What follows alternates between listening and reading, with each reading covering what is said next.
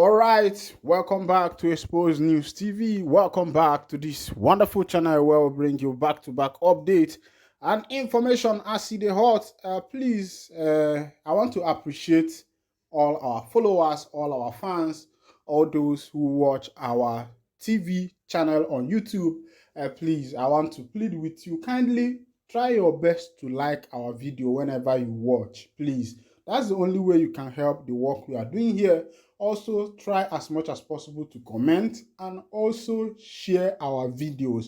Then remember to on your notification button so that whenever we are posting news, you will be the first to see it. Also remember that we love you on this channel because if there without you, there will be no us, and without us, you will not be getting that correct information we be say you need. Let's go down to the information as it is hot.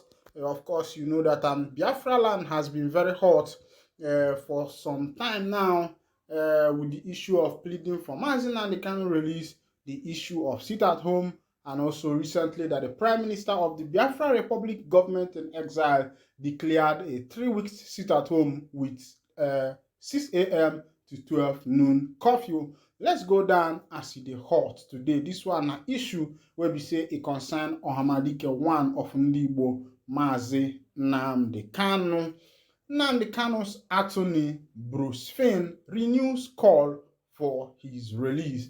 Mazi Nnamďi Kanu's attorney Bruce Finn, his foreign lawyer, I think U.S. lawyer, has started a new call for Mazi Nnamďi Kanu's release. Of course, you know that there was a time it was as if everybody has forgotten Ohanezendigbo one of Ndigbo. But kudos to the Prime Minister of the Biafra Republic government in exile, Mazi Simon Ekpa, who has been on this journey making sure that a hero is remembered. Even though in Africa that people don't recognize heroes, in Africa they try as much as possible to kill the hero and allow his name to be forgotten. But the names of our heroes past shall not be in vain. Bruce Finn, the International Council of the detained leader of the indigenous people of Biafra, Mazi Nnamďi Kanu, has renewed the call for his immediate release from over 2 years of detention. In an open letter addressed in Washington, D.C. to President Bola Ahmed Tinubu yesterday, Finn called for immediate compliance with the order of the United Nations Human Rights Council Working Group on the arbitrary detention for Kanu's unconditional release. In April 2022, the Federal High Court in Abuja, presided over by Justice Binta Mutala-Yako, dismissed 8 of the 15 charges against the Biafra secessionist leader. Also, in October 2022, the Court of Appeal, headed by Jumani Sankey, struck out the remaining charges and discharged Kanu. However, the federal government has kept him under detention with the Directorate of State of Security Service (DSS) while appealing the case with the Supreme Court. Kanu was extraordinary rendition from Kenya and handed over to the Nigerian authorities in June 2021, which prompted the United Nations Human Rights Council to set up a working group to examine the case and issue due directives. Finn is capitalizing on the emergence of a new leader in Nigeria, Tinubu, to renew the call for Kanu's release in the hope that the new government will be more agreeable to a peaceful settlement as opposed to former President Buhari's hardline stance. Finn told Tinubu, "You confront a choice between becoming a firefighter or being the fire. The former would crown you with a possible Nobel Prize. The latter could consign you to Dante's safe cycle of hell as portrayed in his Divine Comedy. You would become a firefighter by immediately ending the criminal, illegal detention of Nnamďi Kanu as ordered by the United Nations Working Group on Arbitrary Detention and Nigeria's Court of Appeal over a year ago." The American lawyer accused the Nigerian government under Buhari's exemplifying lawlessness, including the illegal attempted assassination, kidnapping, and torture of Nnamďi Kanu before his recapture by the Nigeria state. According to him, on multiple occasions, the Nigerian government denied me the right to meet with my client or to be present in the courtroom to observe Nnamďi Kanu's proceedings and to consult, but not to act as a licensed Nigerian practitioner. Nnamďi Kanu is every bit or more the leader of Biafrans as Nelson Mandela was for South African blacks. He pointed out that the IPOB's leader is fighting for a referendum to save his people from extinction at the hands of herdsmen terrorists and the Nigerian armed forces, adding that Kanu and his group have the right to peacefully agitate for self-determination under international conventions, urging Tinubu to chart a new course towards a peaceful resolution of the contention between Kanu and the Nigerian state. Finn implored the president, "History awaits you to do the right thing and earn your place of pride on the score page." My people, I don't see as it happen. That last statement caught my attention. Why it touched me, we say, Finn said to President Tinubu, Bola Ahmed said that history awaits him.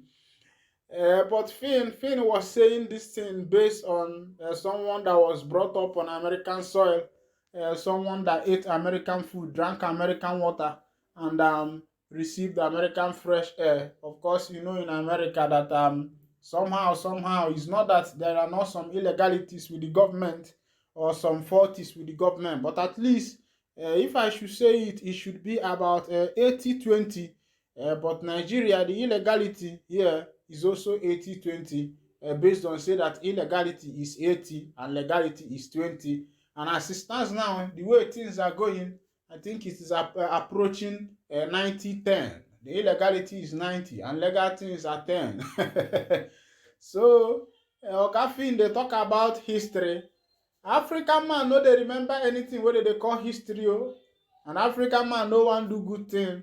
Well, let me not say African man, some Africans, some Nigerians, some politicians, because Nnamďi Kanu is an African, Simon Ekpa is an African, Nelson Mandela is an African, Mahatma Gandhi is an Indian also. So I think the thing is about individual, but looking at the things, the politicians we have in Nigeria, their name na Kwekwebi. You know wetin be Kwekwebi? Kwekwebi na that goat, that he goat, wey be say e don grow, come get bia, come get one big horn like that. If you put a rope, one draw and go market, he go dey do kwe, he go dey hardy in left for ground, he no go one move. And that goat they call Kwekwebi. Because before you go carry and go market, you go flog him. And I know as him be, the way be the smell, the way that goat they smell, if you try your best, carry him for your clothes, my brother, your own now you. You know, say, if somebody look at you, tell you, say they smell like him be, my brother, just know, say that person hate you. And if the person no hate you, if you check yourself well, just check your armpit with small style. If you they smell, just know say they smell like him be. So what am I trying to say? The place I'm trying to touch light be say Nigerian politicians no know wetin be history. You could imagine just recent concluded judgment in the appellate court between the present president, the People's Democratic Party's candidate Atiku Abubakar, and also Labour Party's candidate, former governor of Anambra State, Oga Peter Obi, and how the court went. Peter Obi almost cried. You should also remember what happened to Abiola, the time when they had Osa Abiola running in Lagos State and all over Nigeria. You know that that was where justice was truncated, and justice was denied the man because he won an election. So the area I'm trying to point out to you is that for Finn that is talking about history, Tinubu to do something so that history can remember him. Oga, they know they there. They don't follow you, they think about history. And now you wait there America, they find way you get achieve, so that when you die, the children are coming, go say, oh, now waiting Oga Finn achieve. But for Nigeria here, forget them. The politicians where we get, waiting they look for now the bag. Everybody chasing for the bag. Everybody chasing for the money. You get one politician those days, late Okadibo. They say the man in home be saying they buy flashy cars for girls. And when he died around 2000 or thereabouts, my brother, the school he went to, Obunike Boys High School, he did not, as an old boy, he was not able to renovate the school. A whole senator, a whole deputy senate president, a senate president. Then you could imagine that. That was around 2007, between 2005, between 2000, 2001, 2002, 3, 4, and 5. Okadigbo was one of the biggest man, but at his constituency, not even his constituency, his own village, he did nothing. So forget about energy politicians and their history. They are not there for me history for you. Meanwhile, let's still remember that I'm still with you. And in case not the first time we say the carry body chook, kindly go ahead and subscribe, like, comment, share, and also remember to on your notification button so that whenever our news drop, I will be the first will collect. I'm catching a kewalo gono gondo and I receive a while ago.